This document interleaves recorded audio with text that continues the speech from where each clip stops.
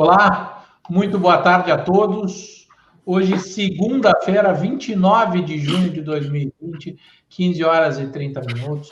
A gente tem mais uma live especial da Eleven Financial. Hoje, cumprindo uma função, ou mais uma vez, a função de aproximação do investidor pessoa física com as companhias, com as small caps, com companhias que têm sido objeto de grande atenção. Nós apresentamos aqui, trazemos uma companhia a qual dedicamos um processo, um período de estudo muito profundo, envolve uma série de questões que não são óbvias, não são tradicionais, é um ativo sem comparáveis na Bolsa, e aqui eu só posso agradecer ao Salésio, CEO da Taurus Armas, ao Sérgio Sgrillo, CFO da Taurus, pela deferência. A companhia divulgou o resultado hoje. Então, em meu nome, do Daltoso, dos meus sócios, dos nossos clientes, queria agradecer o respeito de vocês conosco, o tempo e a deferência de vir aqui justo no dia da divulgação de resultados de vocês. Salésio, Sérgio, muito obrigado. Boa tarde. Boa tarde, Dado, boa tarde, Carlos. Nós é que agradecemos aí pela oportunidade, né? O Sérgio, eu não vou cumprimentar porque ele está aqui, que é da Taurus, a gente só está em sala diferente por conta aí do Covid, né? Aliás, estamos sem máscara agora porque estamos numa sala isolada, porque normalmente 100% dos nossos funcionários trabalham com as máscaras 100% do tempo, né? E o Sérgio mostrou ali, eu mostro a minha aqui também, né? Nós estamos sem a máscara agora para facilitar um pouco aí a nossa conversa, até porque nós brasileiros não temos o hábito ainda assim tão desenvolvido de usar máscara, né? Aqui na Taurus a gente está usando 24 horas por dia, mas eu confesso para vocês que a gente não está muito acostumado a isso. Então, como a gente está numa sala espaçosa, eu aqui e o Sérgio aí do lado, a gente não vai usar a máscara. Mas boa tarde aos investidores, boa tarde a vocês. Espero que o nosso bate-papo seja proveitoso e que a gente possa tirar as dúvidas aí dos investidores. Boa tarde, Dato. Boa tarde, Cadu. Acho que a gente está muito feliz em fazer uma live com vocês. Uma deferência especial para o Eleven, né? Porque foi a primeira casa a acompanhar a Taurus nesse novo modelo, nesse novo momento, desde o ano passado. Então é sempre um prazer estar conversando com vocês. Dessa vez um pouco diferente, né? Ao vivo, mas é sempre ótimo estar conversando com o Eleven. Obrigado, Sérgio. Falando exatamente de acompanhar a Taurus neste novo momento, Salésio, eu acho que valia a pena a gente fazer uma retrospectiva rápida da transformação da companhia nesses últimos 4 anos. O que a companhia passou aí de 2016 para cá, se você puder ponderar, apresentar a tua leitura e a visão, o que ficou para trás e principalmente onde está e o que vem pela frente. A Taurus é um case, né? Esse novo momento da Taurus realmente é um case. A companhia foi adquirida em 2014 e a gente veio para cá no meio de 2015. Durante esse período a Taurus ficou em análise do CAD. E a partir do segundo semestre de 2015, então, a gente passou a fazer a gestão da Taurus. O primeiro semestre o segundo semestre de 2015, na verdade, foram 6 meses que a gente fez um diagnóstico do que a gente encontrou aqui.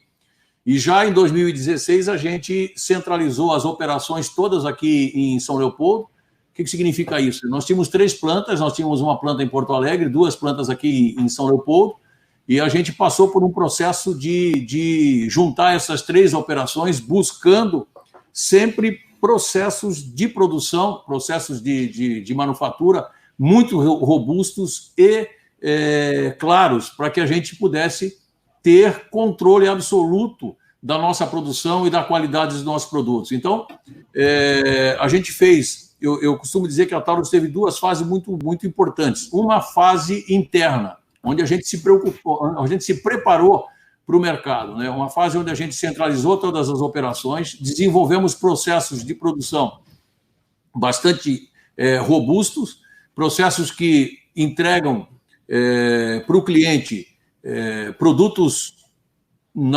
entregas rápidas, né? Produtos íntegros e um preço com uma percepção de qualidade muito grande. Então, os nossos processos, os processos de produção são suportados por um processo de qualidade muito grande e amplo, né?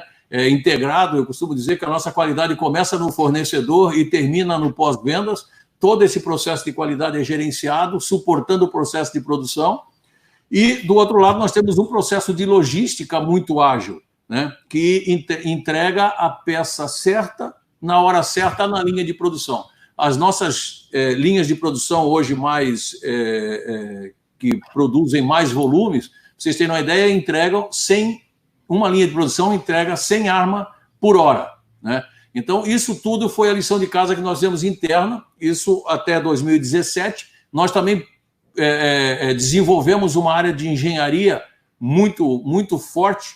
Nós entendemos que a Taurus precisava de ter novidades no mercado, então a nossa área de engenharia foi suportada para poder desenvolver produtos e aportar nesses produtos tecnologia. Para vocês terem uma ideia, hoje, 60% do nosso faturamento vem de novos produtos que foram desenvolvidos nos últimos 2 anos, né? Então, essa foi a parte, digamos assim, para dentro de casa. A parte para fora foram os desenvolvimentos de mercados.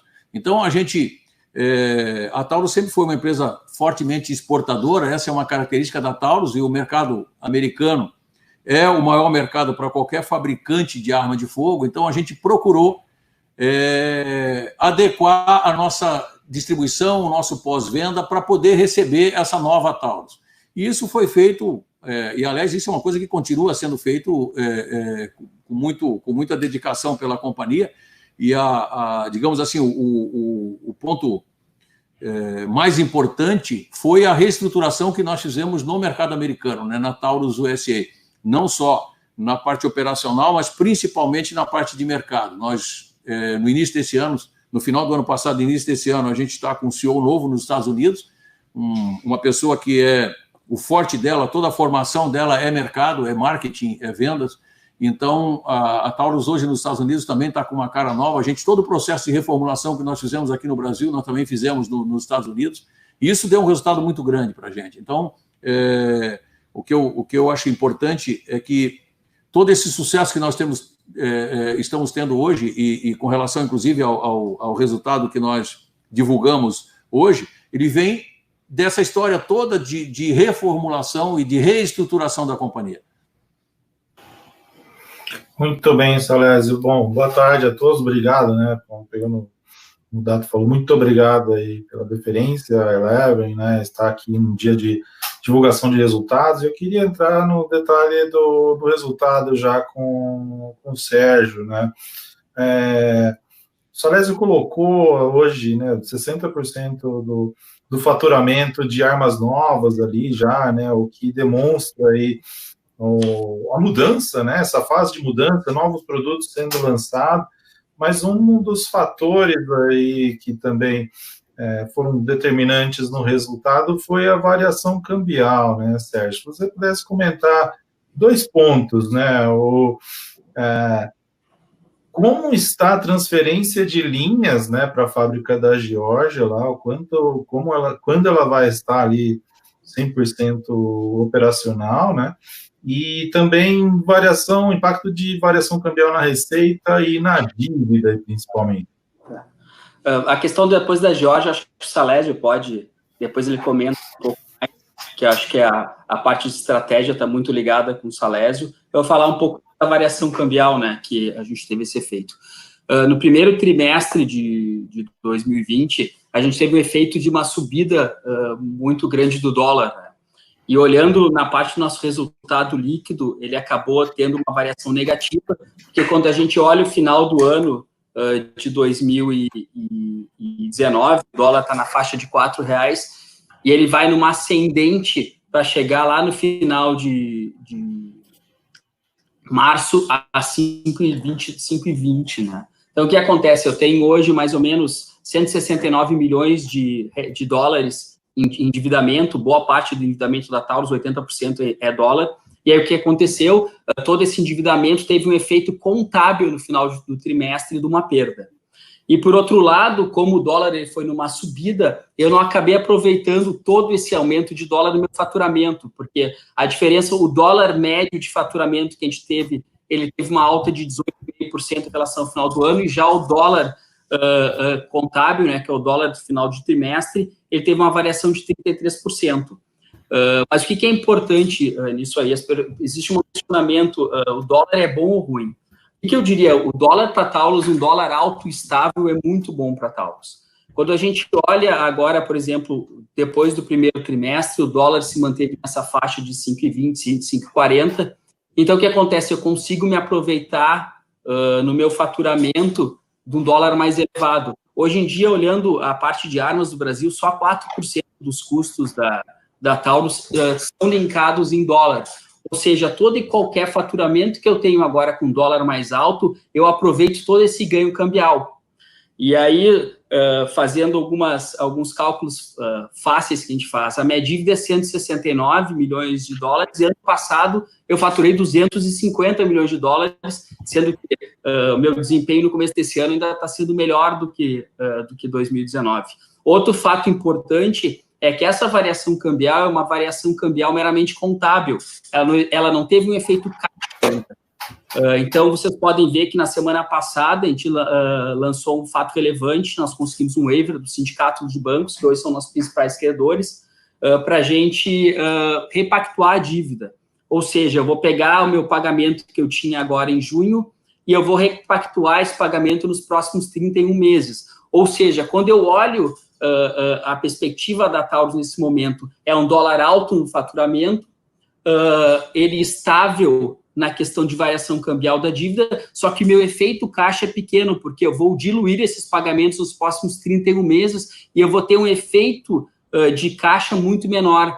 Ou seja, eu vou conseguir aproveitar esse dólar alto de uma maneira muito positiva para a companhia no ano de 2020. Então, a questão do resultado negativo foi realmente uma questão meramente contábil e que a empresa já vem há muito tempo tomando atitudes preventivas para evitar isso. Uma questão foi a própria renegociação do sindicato. A renegociação não surgiu de uma hora para outra, vinha parte de uma estratégia da empresa, sabendo as condições adversas do mercado com as questões do Covid. Então, a empresa já começou a tomar algumas atitudes para mitigar todos esses possíveis perdas que pode ter com variação cambial. Mas olhando no longo prazo, no médio prazo, esse dólar alto é muito positivo para a companhia. Sérgio, você me permite, me desculpe assim, a maneira tão franca de falar, assim, eu me preocupo muito com a gente atribuir a determinada variação ou resultado negativo o fato dele ser meramente contábil. Ele é contábil que impacta o balanço da companhia e ele tem efeito. Eu queria fazer uma pergunta, antes de entrar na questão operacional dos Estados Unidos, que para mim é um ponto super importante, eu queria só nessa linha da tua resposta, quando vocês conversaram com o sindicato de banco, ou dentro do desenho de planejamento de vocês, com a Selic caminhando para 2%, você considera fazer o movimento que muita empresa fez, de emitir, de captar dívida aqui dentro, com condições melhores, com um juro muito baixo em real, para fazer pré-pagamento de dívida em dólar, por mais que você tenha receita em dólar, muitas das empresas que a gente conversa, que são listadas e que têm receita em dólar, tem sentido um efeito nocivo, e aí para a gente é super sensível esse ponto, e nos relatórios macro a gente tem reiterado isso, que a volatilidade cambial ela é muito nociva para a economia real e para as empresas, efetivamente. Vocês consideram fazer uma troca, aproveitar a taxa de juro baixa, um eventual excesso de liquidez aqui para mudar, pelo menos parcialmente, o perfil da dívida? A gente chegou até pensar nisso, Dato, mas a questão é que, se tu pensar nesse momento, o dólar ainda está numa faixa muito alta, né? E a gente considera que a gente tem um hedge natural muito bom. Eu acho que é um movimento que no futuro a Taurus vai fazer, Existe uma outra questão também, que a nossa operação sindicalizada envolve 5 bancos, e a Taurus, como o Thales falou, ela está passando por um momento muito grande de recuperação de imagem, né? Então, eu digo que a gente conseguiu um salto muito grande, porque no meio dessa Covid, no meio de tudo isso, eu consegui repactuar minha dívida com os bancos, eu não tenho um aumento substancial nenhum de taxa, eu consigo manter as taxas nos mesmos padrões que estavam, e eu consigo jogar isso para os próximos 31 meses, e a gente tem uma certeza muito grande que é o mercado americano, né? O mercado americano está muito aquecido, e 85% da minha venda é uma venda em dólar. O meu mercado forte é um mercado em dólar. Então, acho que nesse momento não faria tanto sentido nisso, Dato, de fazer essa troca, até porque eu reconheceria agora uma perda com dólar mais alto. Eu acho que é legal nisso. Tu pode ver que o nosso endividamento em dólar tem caído. Apesar desse aumento de variação cambial que a gente teve no trimestre, quando tu dolariza a dívida da Taurus, ela caiu 8,5% no primeiro tri de 2020. Qual é a nossa estratégia? A nossa estratégia é uma estratégia de desalavancar a empresa.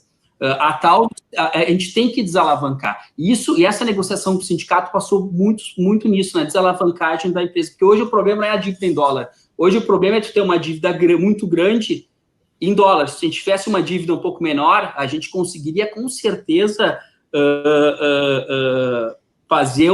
não ter uma perda tão grande contábil nesse momento. Então, qual é o compromisso da companhia? A gente fez uma negociação com o sindicato para desalavancar a empresa com caixa próprio. A gente está pensando, até o final de 2022, efetuar o pagamento dessa dívida com geração de caixa da companhia, sem considerar as vendas dos ativos que a gente tem para venda, que é Capacete e o terreno de Porto Alegre, e sem considerar nenhum movimento de bônus subscrição.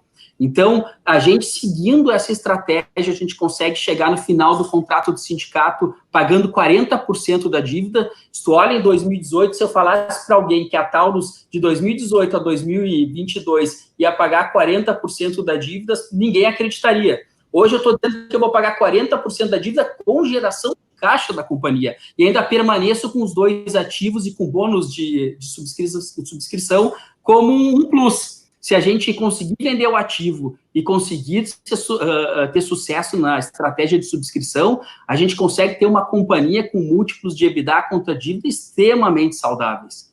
Então, eu acho que essa estratégia, o foco da Taurus hoje em dia é justamente conseguir desalavancar a operação. Tá ótimo. A operação americana, né, assim, situada no principal mercado de armas do mundo, vem aí com algumas questões ou alguns problemas ligados à rentabilidade. Nos últimos 12 meses, tem toda uma mudança de gestão e a mudança da planta para a Geórgia, que em tese é transformadora para a realidade da Taurus nos Estados Unidos. Quais são os efeitos aparentes dessa reestruturação? O que vocês já conseguiram capturar? O que ainda tem para capturar dessa mudança? E qual o risco que vocês veem de uma mudança, principalmente de regulação, de legislação, por conta da eleição presidencial americana? Dado, eu vou começar de trás para frente, se você me permitir, eu vou começar dessa questão aí política nos Estados Unidos, né? A gente não costuma comentar questões políticas, mas essa questão americana nas vendas de armas é tradição isso, né? Normalmente, no ano que a gente tem eleição presidencial nos Estados Unidos, a corrida por armas aumenta muito. E é o que está acontecendo esse ano, né? Agora, você falou a palavra preocupação, e realmente nós não temos essa preocupação, tanto que a gente fez toda essa movimentação nos Estados Unidos, porque a legislação americana, diferente da nossa legislação aqui nesse momento, que muda a cada momento, né? A legislação americana tem pilares muito sólidos e rígidos, né? Então, essa questão das armas nos Estados Unidos é uma questão cultural, e nós não temos dúvida que isso está bem alicerçado, né? Pode ter uma expectativa de uma dificuldade aqui, mas são pontos pequenos, porque a cultura americana ela é armamentista e os pilares da legislação americana são muito fortes, né? Então, acho que isso realmente não nos preocupa. Essa movimentação toda que nós fizemos nos Estados Unidos ela partiu por um investimento que nós recebemos do governo da Geórgia, foi um investimento grande, no momento que a Taurus estava passando por uma reformulação. Isso foi muito importante para a gente, porque abriu a possibilidade de a gente duplicar a produção nos Estados Unidos, e como a gente vem nesse processo forte de reestruturação da companhia, ter volume de produção adicional é muito importante quando a gente começa a ter uma política de mercado mais agressiva, né? Então, tudo, como eu falei no início da nossa conversa aqui, isso tudo tem um planejamento estratégico, né? A gente fez a lição de casa aqui no Brasil, começamos a olhar o mercado, e evidentemente que no nosso segmento, para qualquer indústria do nosso segmento, o mercado americano é a maior prioridade. E aí juntou essa coincidência de mudarmos a nossa fábrica da Flórida para a Geórgia, com investimento, como eu falei, de 42 milhões de dólares, com a possibilidade de duplicar a nossa capacidade de produção. Agora, não adianta isso se a gente não tivesse também feito a reformulação em toda a nossa área de marketing e vendas, né? Então, hoje, nós temos um CEO novo, como eu falei, voltado para o mercado, e o que nós planejamos está acontecendo, né? Nós tivemos no primeiro trimestre desse ano uma produção diária de 750 mil armas nos Estados Unidos. Hoje nós já estamos produzindo 1.500 armas por dia, ou seja, nós saímos de uma média do primeiro trimestre de 750 armas por dia para hoje, para a atualidade, de 1.500 armas por dia, e nós temos uma capacidade instalada hoje de produção que pode chegar a 3.000 armas por dia, em termos de capacidade. Então, olhar o mercado americano e fazer toda essa transição é muito importante para juntar com a nossa perspectiva de produção. E aí, respondendo as duas primeiras perguntas com relação à transferência das linhas de produção da TS e da G2C, isso é parte dessa estratégia operacional de aumentarmos a produção nos Estados Unidos, né, para a gente usar a capacidade total de produção nos Estados Unidos. Então, hoje a TS-9 é a arma funcional. Quando a gente fala em arma funcional, é a arma que foi desenvolvida para o mercado policial e militar, mais desejada e mais vendida para esse mercado no mundo inteiro. E nós já começamos a ter demandas também no mercado americano. E aí nós entendemos que levar essa linha para os Estados Unidos seria importante por dois motivos, né, que eu já vou em seguida abrir. Eu vou já falar também da G2C. A linha da G2C, que está sendo transferida para os Estados Unidos, a G2C é um tremendo sucesso de venda, né? A G2C é a arma hoje, o modelo de arma hoje mais vendido no mundo. Não é o modelo de arma da Taurus mais vendido no mundo, é o modelo de arma mais vendido no mundo. Nós já vendemos mais de 2,5 milhões dessa arma, desse modelo de arma, e agora nós estamos levando uma linha ela sempre foi produzida no Brasil e agora vai também ser produzida nos Estados Unidos. Por que nós levamos essas duas linhas para os Estados Unidos? Basicamente, pela dificuldade que nós temos de financiamento para investimentos no Brasil. Isso não é uma dificuldade da Taurus, é uma dificuldade de todas as empresas, né, captar financiamento para aumento de produção. Então, como nós temos o contrário do Brasil, nós temos disponibilidade e vontade para incentivarem a Taurus a produzir na Geórgia, nós transferimos essas duas linhas de produção para lá. Então, o Covid, evidentemente, que nos atrapalhou um pouco nesse processo, já éramos para estar produzindo essas duas armas nos Estados Unidos, mas pelo cuidado que nós temos com relação a colocar no mercado as armas com a mesma garantia de qualidade que nós temos aqui no Brasil, os nossos engenheiros de produto e de processo vão estar indo agora, assim que normalizar essa questão do Covid, vão estar indo para os Estados Unidos para colocar em produção essas duas linhas lá. E nós entendemos que isso é muito importante para a estratégia de crescimento da Taurus, né? Então, eu só queria voltar um pouquinho, se vocês me permitirem, a questão do financiamento, que o Sérgio muito bem falou ali. Eu acho que essa estratégia nossa de parcelar o pagamento do principal, que deveria ser pago em junho, ele tem muito a ver com essa política bastante conservadora no sentido de honrar com os nossos compromissos, né? Com essa questão toda do Covid, nós entendemos que desembolsar um valor substancialmente alto poderia deixar o nosso caixa um pouco frágil para esse momento que nós estamos enfrentando, né? Certamente os nossos fornecedores estão tendo problemas de fluxo de caixa e nós estamos tendo que antecipar pagamentos e pagar à vista. Então, nós entendemos que deixar o caixa confortável seria muito importante nesse momento da companhia. E a negociação com os bancos também não foi traumática, pelo contrário, né? Os bancos entenderam esse momento e isso, no meu entendimento como CEO da companhia, é prova de que a companhia adquiriu credibilidade, né? Nessa questão da dívida e os bancos prontamente nos atenderam. Então, acho que isso é muito importante. Salésio, você tocou num ponto aí da mudança de direção, né, da unidade dos Estados Unidos com a implantação da fábrica na Geórgia, né? O novo presidente lá veio de um competidor, né, muito voltado para vendas, né? Como é hoje o contato com distribuidores lá e se o Covid, né, com essa explosão de venda de armas lá nos Estados Unidos, acelerou, né? Como é esse contato com o distribuidor de armas e também com relação a essa transferência das linhas, se uma arma made in USA faz diferença no mercado americano?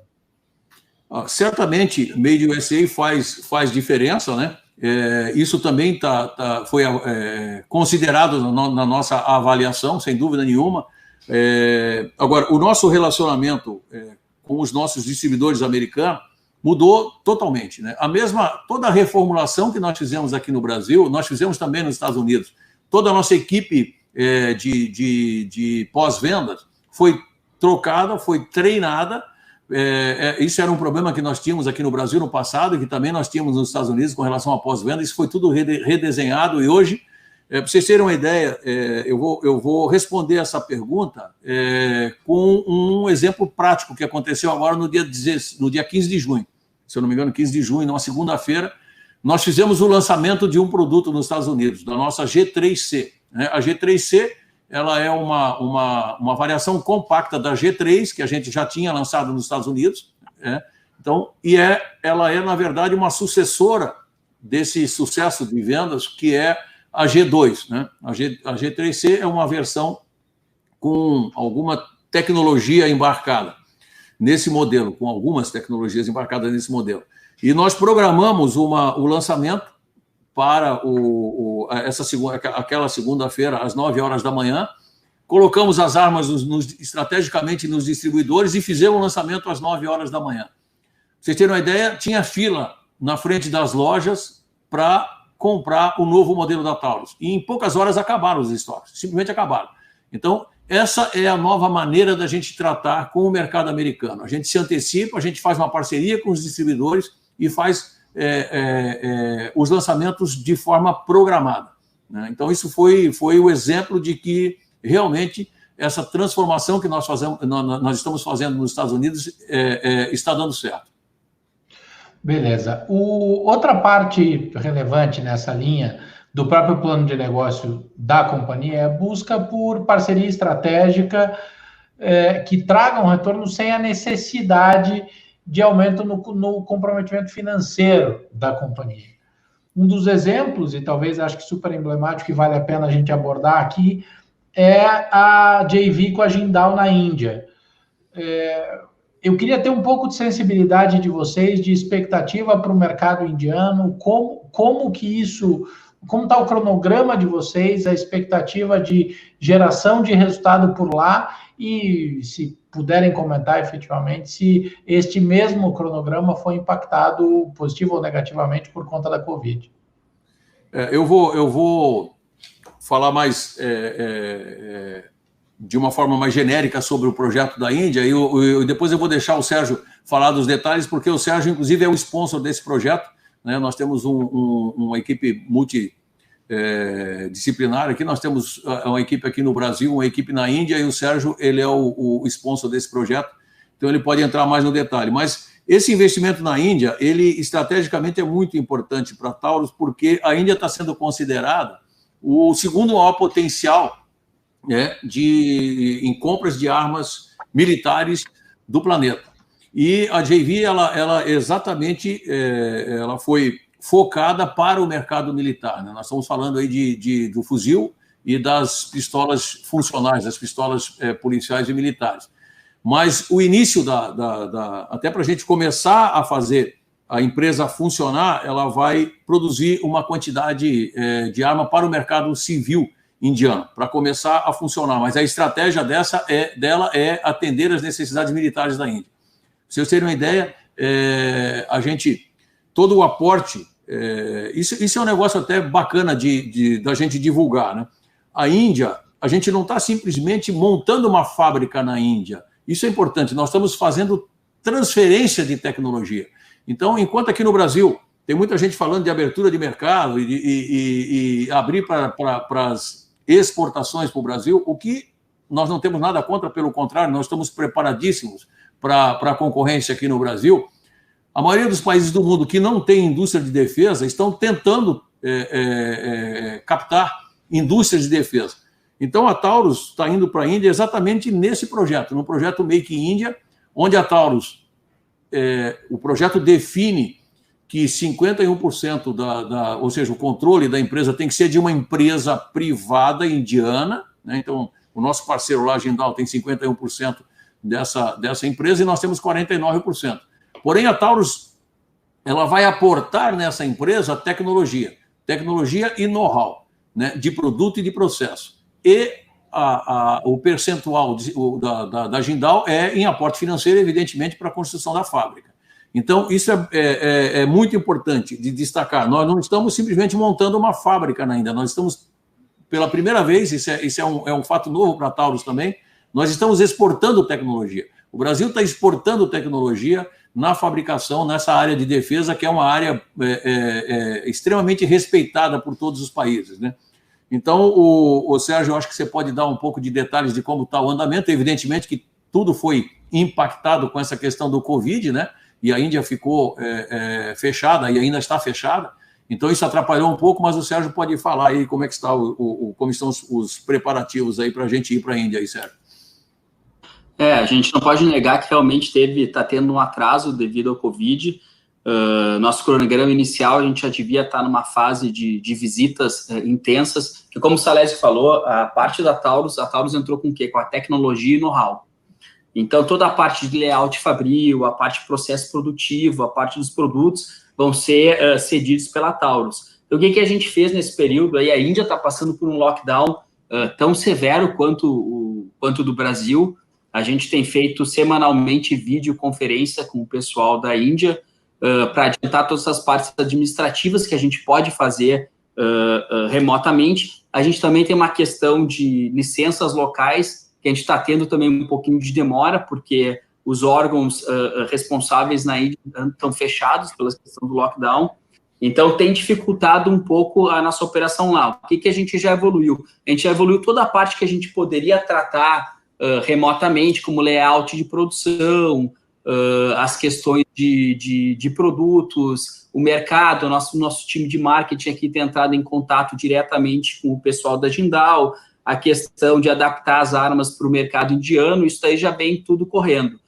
Mas é inegável que a gente vai ter um atraso no projeto. A gente pretendia já, a gente tinha um plano bem auspicioso de começar a produção das armas para o mercado civil, como o Salésio falou, nesse ano. A gente estava esperando já ter uma operação esse ano na Índia, mas vai ser muito complicado agora a questão de lockdown, até porque essa fase demanda muito a presença da Taurus lá. A Taurus é quem domina toda a tecnologia e processo produtivo, então nossos engenheiros têm que ir lá para iniciar todo o projeto interno da planta, a parte externa da planta já está pronta.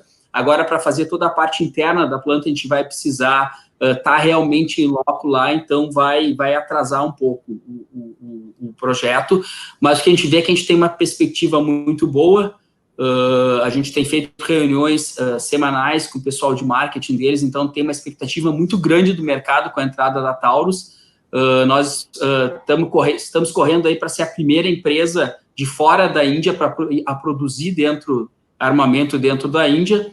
Então, isso atrasou um pouco, mas o projeto continua bem ativo, Dato. Então, assim que as fronteiras se abrirem, nós vamos acelerar de maneira consistente esse projeto?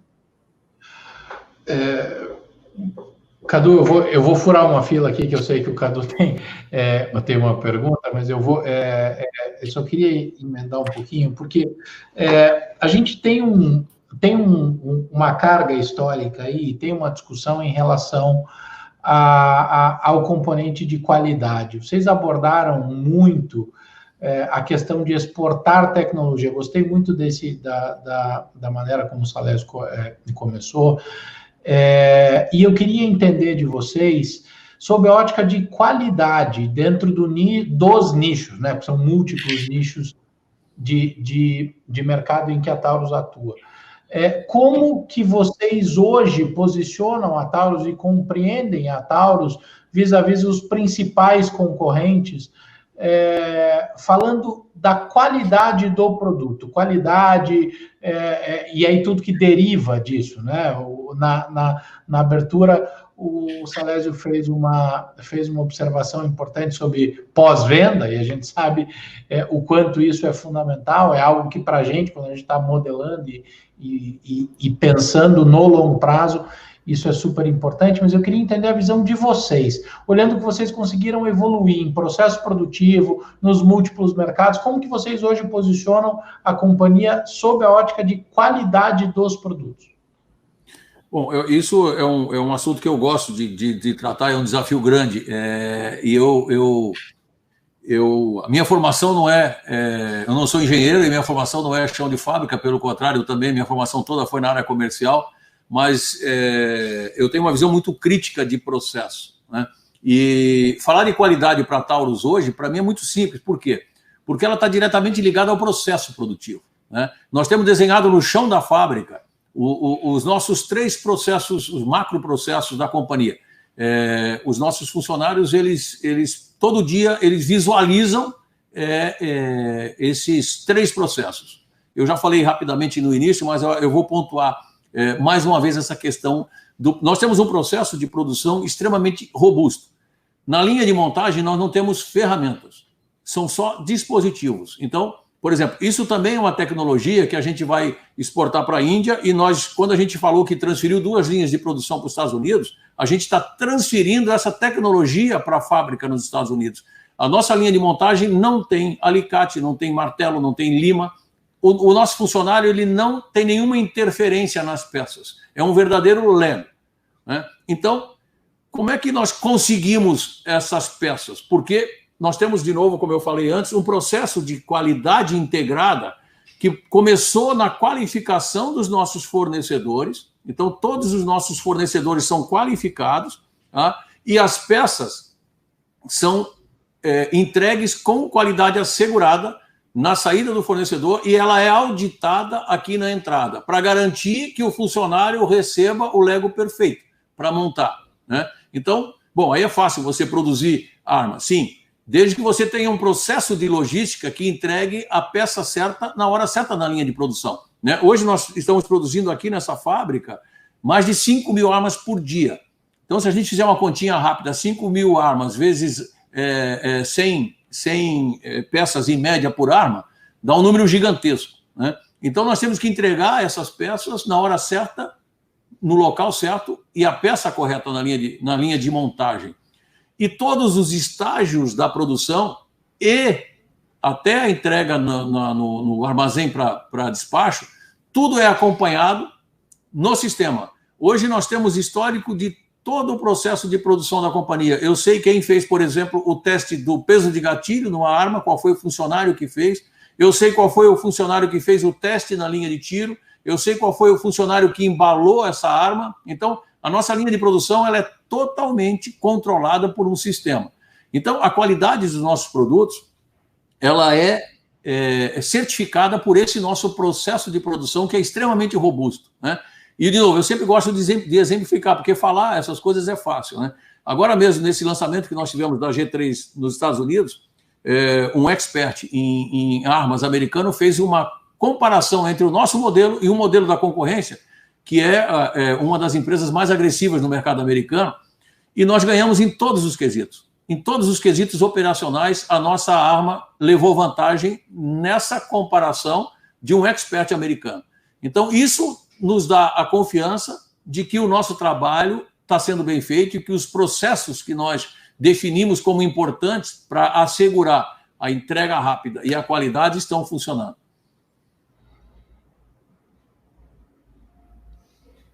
Você está no mudo, Cadu. Estou no mudo, coisas da tecnologia. Falando, né, um pouco do mercado brasileiro aqui também, né, a receita líquida no Brasil, no primeiro trimestre, cresceu 52%, né, em relação ao primeiro trimestre de 19, né? Como é que vocês estão vendo essas possíveis mudanças regulatórias, né, e óbvio, o mercado, como colocaram aqui no chat, né, o mercado brasileiro é muito burocrático ainda, né? Como que vocês estão vendo a evolução do mercado brasileiro aí para a Taurus? Antes de falar da evolução, Cadu, se você me permitir, nós temos um problema estrutural muito grande aqui no Brasil, né? Nós temos dois grandes problemas. Um é a questão tributária, né? A questão tributária é absurda no segmento de armas, para a produção local, por incrível que pareça, né? Você exportando para o Brasil, você não paga impostos, você produzindo aqui no Brasil, você paga impostos. Isso já, no meu entendimento, já penaliza o nosso segmento. Isso tem que ser tratado e tem que ser tratado de forma rápida, né? Agora, o pior é a questão regulatória. Por exemplo, essa arma que nós lançamos agora no dia 15 de junho nos Estados Unidos, ela vai demorar não sei quanto tempo para ser lançada no Brasil. Por quê? Porque ela tem uma fila para ser homologada.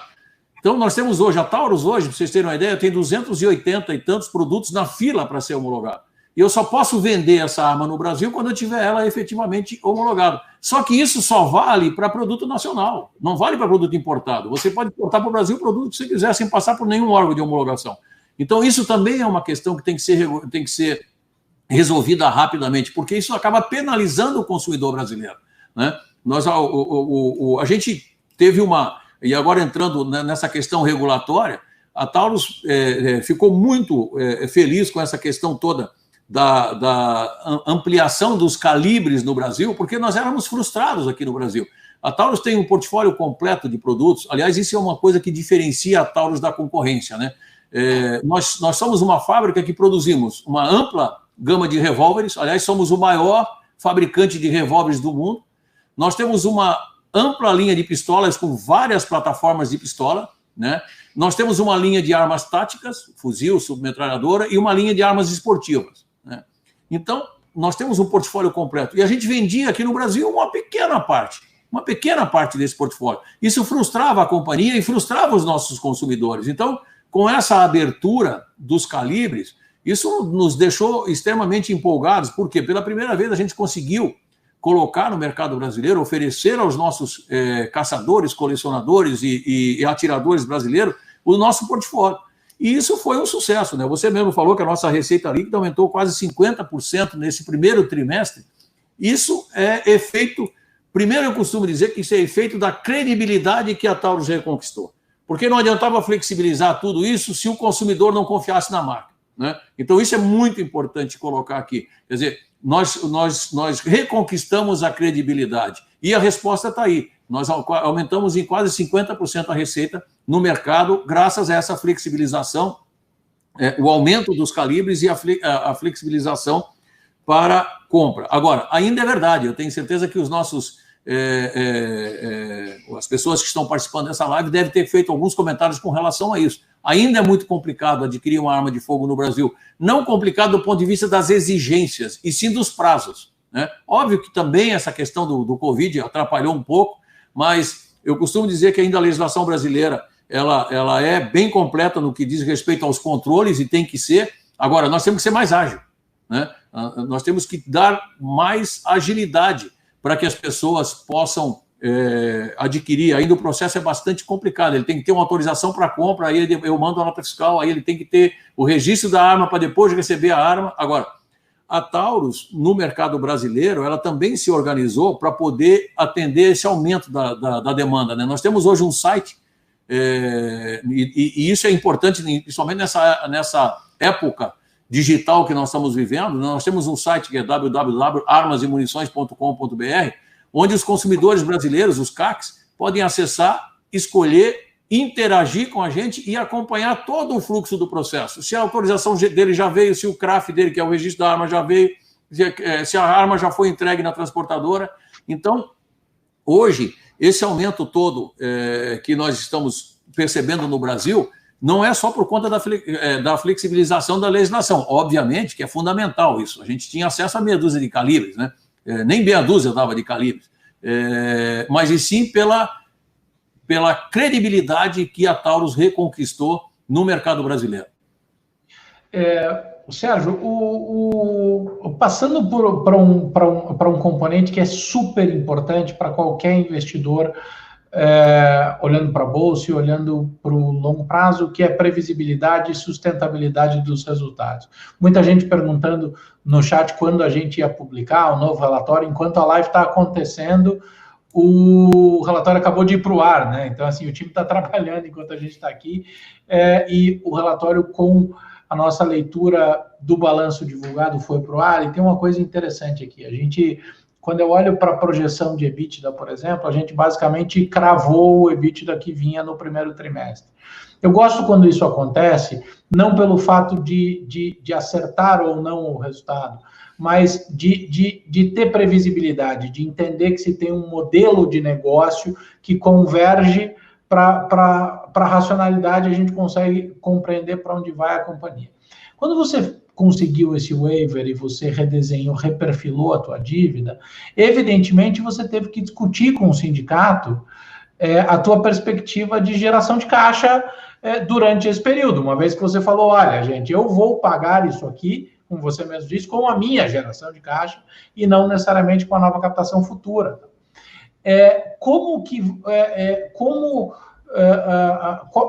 Quais foram os principais pontos e como que foi a aceitação do sindicato dos bancos, a leitura deles em relação à tua perspectiva de geração de caixa, e qual é a tua sensibilidade para os trimestres à frente da companhia, não em relação a número, pensando em guidance, alguma coisa assim, mas como sustentabilidade e previsibilidade direcional, tendência, como foi essa relação com os bancos nessa discussão, e eu imagino que tenha havido uma compreensão deles que o que você apresentou de perspectiva para a companhia seja razoável, senão, óbvio, dificilmente o waiver teria sido concedido nesses termos.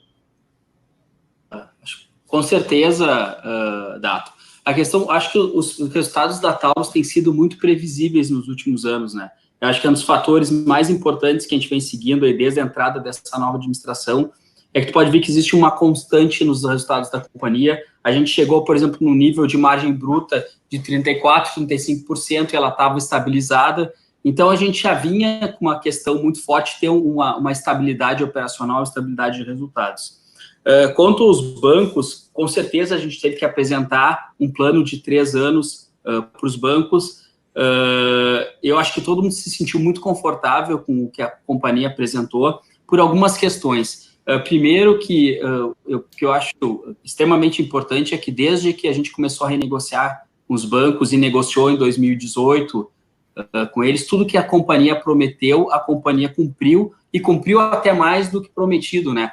O primeiro pagamento de principal estava ligado com a venda num dos ativos, a gente não vendeu num dos ativos e efetuou o pagamento, então isso acabou demonstrando, dando muita segurança para os bancos que a gente está conseguindo administrar a dívida de uma maneira a contento. E o que a gente tem visto é isso, o Dato. Como a gente tem uma previsibilidade, tem o fator dólar, que agora é um fator um pouco diferente do que vinha apresentado, uma valorização muito grande de dólar agora, principalmente já no segundo semestre. A gente apresentou para os bancos, imagina que são 5 casas, e das 5 casas, 4 são os principais bancos do Brasil, né? Que é Itaú, Bradesco, Santander, Banco do Brasil, e depois tem o Haitong. Então, a gente apresentou isso tudo para eles. fizemos uma projeção de 3 anos. Nessa projeção de 3 anos, a gente demonstrou que a empresa vai continuar a ter uma geração de caixa operacional e até uma geração de caixa operacional maior do que a gente vem tendo. E aí mostrou para eles a capacidade desse novo patamar de resultados da companhia de conseguir desalavancar sem nenhuma venda de ativos. Claro que a gente foi conservador, depois a gente vai divulgar, quando assinar todo o acordo do sindicato com os bancos, a gente formalizar tudo, a gente vai divulgar ao mercado, mas com certeza, no primeiro, agora no segundo semestre de 20, no primeiro semestre de 21, a gente foi um pouco mais conservador, não tem uma curva de pagamento tão alta, e depois essa curva de pagamento vai aumentando um pouco a partir do segundo semestre de 21. Mas o que a gente tem certeza é que os resultados da companhia são resultados muito sustentáveis. A gente vem vindo isso no passado. A gente tem visto um aquecimento muito grande no mercado americano. E a gente tem uma estratégia muito arrojada de lançamento de novos produtos, como o Salésio falou, teve o lançamento da G3. E isso acaba não só que a Taurus conquiste market share, mas também aumente sua rentabilidade. Então, a gente está muito confortável com o que a gente apresentou e a gente tem certeza que a desalavancagem da empresa vai passar por recursos próprios. E, Sérgio, vocês colocaram, né, durante as respostas a possibilidade de venda de terrenos, né, ou da operação de capacete, né? Como andam essas histórias e qual a expectativa para esses eventos? Óbvio que se puderem compartilhar alguma informação quanto a isso. A gente estava conversando com alguns interessados antes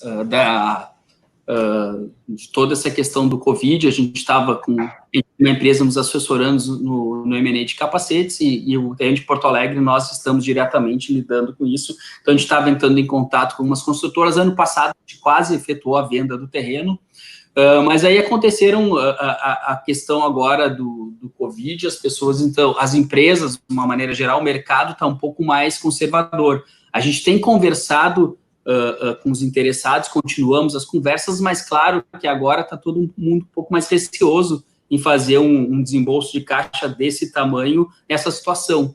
E justamente por isso que a gente também decidiu renegociar com os bancos. Como o Salésio falou anteriormente, não faz sentido nenhum a empresa ter 2 ativos importantes que têm um valor de mercado muito grande. A operação de capacetes é uma operação saudável, uma operação que gera caixa. O terreno de Porto Alegre está numa localização nobre da cidade, em franca valorização. Então, não fazia momento agora eu tentar fazer uma venda estressada desses ativos. Para mim, é muito mais interessante eu renegociar com o banco, pagar isso aos poucos e depois conseguir uma proposta que seja interessante para a empresa para justamente desalavancar. A gente quer usar esses 2 ativos para desalavancar o endividamento da companhia. Então, a gente está olhando com muita cautela nesse momento. A gente não tem por que agora tomar nenhuma atitude precipitada e os acionistas perderem valor em 2 ativos que valem muito, que nesse momento a gente não conseguiria fazer uma venda pelo valor que realmente eles valem, né? Então, a gente está conversando, mas com muita cautela, e agora a gente tem segurança de que a gente consegue pagar o sindicato com recursos próprios. Então, é uma conversa agora que vai continuar, Cadu, com esses interessados, mas a intenção da companhia é realmente vender esses ativos pelo que eles valem, né? Maravilha, acho que a gente abordou os principais temas e todos os aspectos ligados à transformação, à operação, aos próprios resultados do trimestre e perspectiva da companhia. Não sei se o Cadu tem mais alguma pergunta. Do meu lado, só agradecer, Sérgio, Salésio, mais uma vez, obrigado pelo respeito. As lives têm sido super concorridas no mercado, todo mundo oferecendo muito conteúdo o tempo inteiro. Acho que é uma das derivadas curiosas e interessantes dessa pandemia, mas a audiência está ótima. Isso mostra que a gente consegue ter bastante seletividade naquilo que a gente traz, mas, acima de tudo, o interesse que tem sido despertado pela própria Taurus nos acionistas. Mais uma vez, meu muito obrigado e abro para as considerações finais aí de vocês. Sérgio, quer fazer, por favor? Não, agradecer o pessoal da Eleven Eu acho que a gente está tendo conversas desde o ano passado, principalmente com o Dato e com o Cadu, sobre os resultados da companhia. E eu acho que tudo que nós conversamos com a Eleven está acontecendo. Todas as nossas projeções e tudo que a gente conversou com vocês está acontecendo. Então, agradecer vocês e também passar para os nossos acionistas que a gente está muito ativos nessas questões de dólar e de variação cambial. A gente está tomando todas as precauções necessárias e a gente tem certeza que 2020 vai ser mais um ano histórico para a Taurus. Obrigado a todos. Bom, quero agradecer ao Dato e ao Cadu pela oportunidade. Como você falou mesmo, essa questão das lives hoje está na moda, né? E tem uma disputa bastante importante. Então, agradeço a vocês pela oportunidade dada a Taurus. E só reforçando aquilo que o Sérgio falou, né? Os nossos resultados são resultados consistentes, né? A gente veio desde o primeiro trimestre de 2018, fazendo a cada trimestre, a gente vem se superando. Esses eventos que nós tivemos agora, da renegociação da dívida, os resultados que nós tivemos do primeiro trimestre são exemplos de que a gente vai continuar com esse modelo de gestão focado no mercado, focado nas tendências de mercado, não só de produto, como também do mercado financeiro, variação de dólar e tal. A companhia realmente ela é focada nesses componentes que podem interferir no resultado da companhia, sejam eles internos, operacionais, externos de mercado ou do mercado financeiro. Então, queremos agradecer também aos investidores e os acionistas que nos assistiram aí por esse tempo todo e nos colocar à disposição de vocês da Eleva aí no que vocês tiverem de dúvida ou de interesse na Taurus, a gente está sempre à disposição. Acho que esse comentário do Salésio é super importante. A gente, óbvio, que tem por dever de ofício prover análise e informação aos acionistas, mas uma coisa que a gente sempre recomenda é o lado da educação e do investidor conhecer profundamente cada ativo que ele investe. A Taurus tem tido cuidado, e eu parabenizo vocês aqui, em ampliar a sua disponibilidade da área de relações com investidores, e mesmo aqueles que são nossos clientes, que conhecem a nossa opinião, que já acessaram durante a live mais uma análise, mais um relatório com a atualização, tanto da nossa leitura de resultados, quanto preço-alvo, instiguem a companhia, perguntem, acessem a companhia. O canal de relações com investidores é um canal fundamental para que o investidor fique mais maduro, possa tomar a sua decisão sozinho, amparado pela nossa opinião, sempre com muita técnica e muita responsabilidade, mas eu convido a todos os investidores de todas as empresas, acessem as áreas de relações com investidores. Quando você tem um top management da companhia disposto a interagir e a responder, não perca essa oportunidade. Façam isso, vão atrás, porque no limite isso é uma demonstração de respeito ao seu próprio patrimônio. Cadu, quer encerrar aí?